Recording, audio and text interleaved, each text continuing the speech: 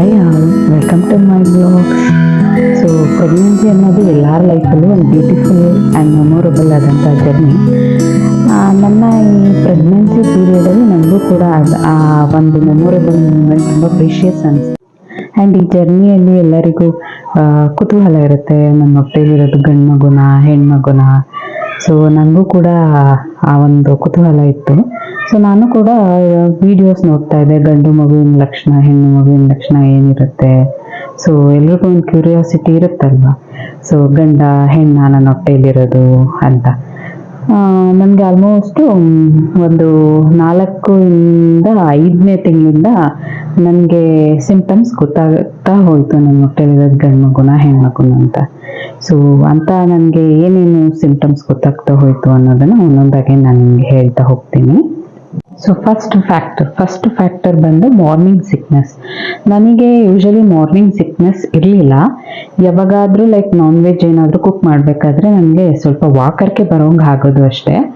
Morning sickness ಅಂತ ಏನಿರಲಿಲ್ಲ, like vomit ಬರೋದು, ತುಂಬ ವಾಮಿಟ್ ಆಗೋದು, ಸುಸ್ತಾಗೋದು ಆ ಥರ ಏನಿರಲಿಲ್ಲ. ಐ ವಾಸ್ ವೆರಿ ಎನರ್ಜೆಟಿಕ್, ತುಂಬ ಎನರ್ಜಿ ಇತ್ತು ನನಗೆ ಪ್ರೆಗ್ನೆನ್ಸಿಯಲ್ಲಿ. ಆಲ್ಮೋಸ್ಟ್ 3 months ನನಗೆ ಯಾವಾಗಾದರೂ ನಾನ್ ವೆಜ್ ಸ್ಮೆಲ್ ನೋಡಿದಾಗ ವಾಕರ್ಕೆ ಬರೋಂಗಾಗೋದು ಅಷ್ಟೇ. ಸೊ ಅದು ಬಿಟ್ಟರೆ ನನಗಿನ್ನೇನು ವಾಮಿಟ್ಟು ಸುಸ್ತು ಇರಲಿಲ್ಲ. ನೆಕ್ಸ್ಟ್ ಫ್ಯಾಕ್ಟರ್ ಬಂದು ಹೇರ್ ಗ್ರೋತ್ ನನಗೆ ತುಂಬ ಚೆನ್ನಾಗಿ ಆಗಿತ್ತು. ಆ್ಯಂಡ್ ಹೇರ್ ಫಾಲ್ ಏನು ಅಷ್ಟಿರಲಿಲ್ಲ. ಒಂದು ಕೂದಲು ಸಹ ನಾನು ಉದ್ರಿಗೆ ಯಾವತ್ತೂ ನೋಡಿಲ್ಲ. ಸೊ ಹೇರ್ ಗ್ರೋತ್ ನನಗೆ ತುಂಬ ಚೆನ್ನಾಗಿ ದಟ್ಟವಾಗಿ ಉದ್ದಕ್ಕೆ ಬೆಳೆದಿತ್ತು ಪ್ರೆಗ್ನೆನ್ಸಿಯಲ್ಲಿ. ಆ್ಯಂಡ್ ನೆಕ್ಸ್ಟ್ ಫ್ಯಾಕ್ಟರ್ ಬಂದು ಪಿಂಪಲ್ಸ್ ನನಗೆ ಒಂಚೂರು ಪಿಂಪಲ್ಸ್ ಆಯಿತು, ಸ್ವಲ್ಪ. ನನ್ನ ಮುಖ ಅದಕ್ಕೆ ಮುಂಚೆ ತುಂಬ ಕ್ಲಿಯರ್ ಆಗಿತ್ತು. ತುಂಬ ಪಿಂಪಲ್ಸ್ ಅಷ್ಟೊಂದೇನಿರಲಿಲ್ಲ, 1 or 2 ಪಿಂಪಲ್ಸ್ ಇತ್ತು ಅಷ್ಟೇ. And next factor skin tone ನನಗೆ like I was too white before. ಆಮೇಲೆ ನನಗೆ ಪ್ರೆಗ್ನೆನ್ಸಿ ಸ್ಟಾರ್ಟ್ ಆದಮೇಲೆ ಇಲ್ಲಿ ನೆಕ್ ರೀಜನ್ನು, ಇಲ್ಲಿ ಮುಖ ಫುಲ್ಲು ಎಲ್ಲ ಬ್ಲ್ಯಾಕ್ ಆಗ್ತಾ ಬಂತು ನನಗೆ. ಲೈಕ್ ಯಾವಾಗಿಂದ ಅಂದರೆ ಒಂದು 4-5 ಮಂತಿಂದ ಏನೋ ಶುರುವಾಯಿತು. ಸೊ ಇಲ್ಲೆಲ್ಲ ಬ್ಲ್ಯಾಕ್ ಆಗಿತ್ತು ಆ್ಯಂಡ್ ಈ ಮುಖ ಫುಲ್ಲು ಬ್ಲ್ಯಾಕ್ ಆಗಿತ್ತು. ಒಂದು ರೀತಿ ಮುಖದಲ್ಲಿ ಕಳೆನೇ ಇರಲಿಲ್ಲ ಅಂತ ಹೇಳ್ಬೋದು. ಸೊ ಅವಾಗೂ ಕೂಡ ನನಗೆ ಗೊತ್ತಾಗೋಯ್ತು ನನ್ನ ಹೊಟ್ಟೆಲಿರೋದು ಗಂಡು ಮಗುನೇ ಅಂತ ಗೊತ್ತಾಗೋಯ್ತು. ಆ್ಯಂಡ್ ನೆಕ್ಸ್ಟ್ ಫ್ಯಾಕ್ಟರ್ ಬಂದು ಸ್ವೆಲ್ಲಿಂಗು. ಮುಖದಲ್ಲಿ ತುಂಬ ನನಗೆ ಸ್ವೆಲ್ಲಿಂಗ್ ಇತ್ತು, ಇದು ಸಹ ತುಂಬ ಊದಿತ್ತು, ಹಿಂಗೆ ಬಂದಿತ್ತು ಅವಾಗ. And next weight gain around ನಾನು 10ರಿಂದ 15 kg ವೆಯ್ಟ್ ಗೇನ್ ಆಗಿದ್ದೆ. ನೆಕ್ಸ್ಟ್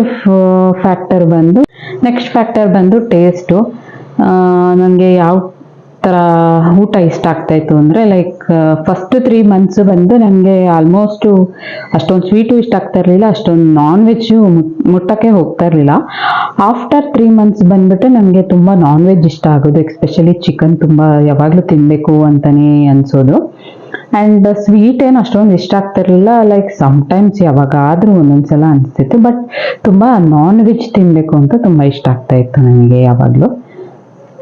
ಆ್ಯಂಡ್ ನೆಕ್ಸ್ಟ್ ಫ್ಯಾಕ್ಟರ್ ನನಗೆ ಗ್ಯಾಸ್ಟ್ರಿಕ್ ಇತ್ತು, ಯಾವಾಗಲೂ ಹುಳಿ ತೆಗೆ ಬರೋಂಗೆ ಆಗೋದು, ಮತ್ತು ಎದೆಯೆಲ್ಲ ಉರಿ ಆಗೋದು, ಗ್ಯಾಸ್ಟ್ರಿಕ್ ಇತ್ತು. ನೆಕ್ಸ್ಟು ಬಂದು ಲೀನಿಯಾ ನಯಾಗ್ರಾ. ಸೊ ಬೆಲ್ಲಿ ಮೇಲೆ ಲೈನ್ ಬರುತ್ತಲ್ವ ಲೀನಿಯಾ ನಯಾಗ್ರಾ, ನನಗೆ ಅದು ಸ್ಟ್ರೇಟ್ ಇತ್ತು, ಒಕ್ಳು ಮೇಲಿಂದ ಫುಲ್ಲು ಚೆಸ್ಟ್ವರೆಗೂ ಫುಲ್ಲು ಸ್ಟ್ರೇಟ್ ಲೈನ್ ಇತ್ತು ನನಗೆ.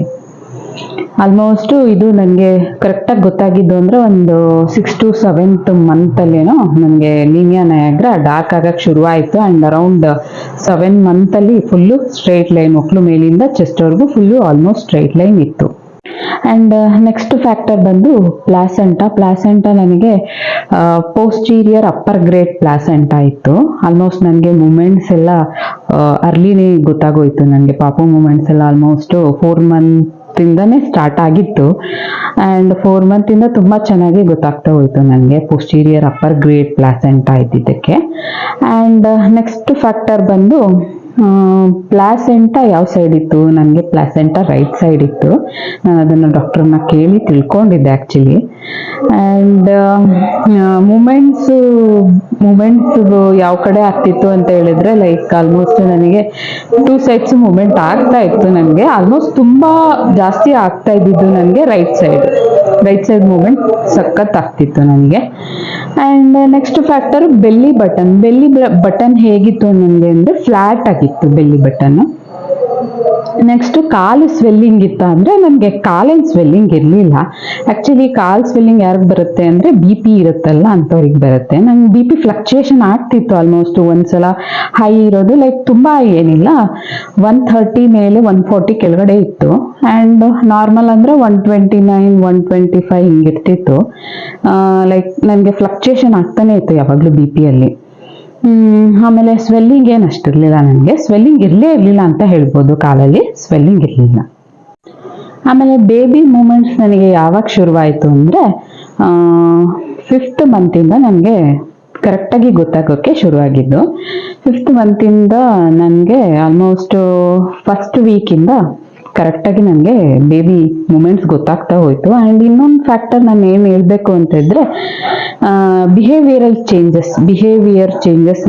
ನಮಗೀಗ ಗಂಡ್ಮಗು ಹೊಟ್ಟೆಯಲ್ಲಿದ್ದರೆ ಏನಾಗುತ್ತೆ, ಅವರ ಹಾರ್ಮೋನ್ ನಮ್ಮಲ್ಲಿರೋದ್ರಿಂದ, ನಮಗೆ ಮೇಲ್ ಹಾರ್ಮೋನ್ ನಮಗೆ ಹೊಟ್ಟೆಯಲ್ಲಿ ಇರೋದ್ರಿಂದ ನಮ್ಗೆ ಅವಾಗೆ ಗೊತ್ತಾಗ್ಬಿಡುತ್ತೆ ಏನು. ಸೊ ಈ ರೀತಿ ಇರುತ್ತೆ ನಮ್ಮ ವರ್ತನೆ. ಅವಾಗ ತುಂಬ ಸಾಫ್ಟಾಗಿ ಏನಿರಲ್ಲ. ನನಗೆ ಪಕ್ಕ ಗೊತ್ತಾಗೋಯ್ತು, ನನ್ನ ವರ್ತನೆ ಹಾಗೇ ಇತ್ತು, ನನ್ನ ಬಿಹೇವಿಯರು. ಏನಾದರೂ ಬೈದರೆ, ಏನಾದರೂ ಹೇಳಿದ್ರೆ ಅವ್ರ ಮೇಲೆ ಜಗಳಕ್ಕೆ ಹೋಗ್ಬಿಡ್ತಾ ಇದ್ದೆ ತುಂಬ. ಅವಾಗೆ ನನಗೆ ಗೊತ್ತಾಗೋಯ್ತು, ಪಕ್ಕ ನನಗೆ ಗಂಡು ಮಗುನೇ ಇರೋದು ಹೊಟ್ಟೆಯಲ್ಲಿ, ಈ ಥರ ಎಲ್ಲ ನಾನು ಬಿಹೇವಿಯರ್ ಚೇಂಜ್ ಆಗ್ತಾ ಇದೆ ನಂದು ಅಂತ ಅವಾಗ ಗೊತ್ತಾಗೋಯ್ತು. ಆ್ಯಂಡ್ ನೆಕ್ಸ್ಟು ಏನಪ್ಪ ಅಂದರೆ, ಆಲ್ಮೋಸ್ಟ್ ನನಗೆ ಕನಸಲ್ಲಿ ನನಗೆ ಒಂದ್ಸಲ ಗಂಡು ಮಗುನೇ ಆಗತ್ತೆ ಅನ್ನೋ ರೀತಿ ನನಗೆ ಕನಸು ಬಿದ್ದಿತ್ತು. ಅದೆಷ್ಟು ನಿಜನೋ ಎಷ್ಟು ಸುಳ್ಳು ನನಗೆ ಗೊತ್ತಿಲ್ಲ. ಇಷ್ಟೆಲ್ಲ ಫ್ಯಾಕ್ಟರ್ಸ್ ನನ್ನ ಪ್ರೆಗ್ನೆನ್ಸಿಯಲ್ಲಿ ಇತ್ತು. ಸೊ ನಿಮಗೂ ಕೂಡ ಏನಿದೆ ನಂಗೆ ಗೊತ್ತಿಲ್ಲ. ಎಲ್ಲರ ಸಿಂಪ್ಟಮ್ಸು ಒಂದೇ ರೀತಿ ಇರುತ್ತೆ ಅಂತ ಹೇಳೋದಕ್ಕಾಗಲ್ಲ. ಒಬ್ಬೊಬ್ಬರು ಸಿಂಪ್ಟಮ್ಸ್ ಒಂದೊಂದು ರೀತಿ ಇರುತ್ತೆ. ಸೊ ಇದಿಷ್ಟು ನನ್ನ pregnancy journey symptoms. Thank you.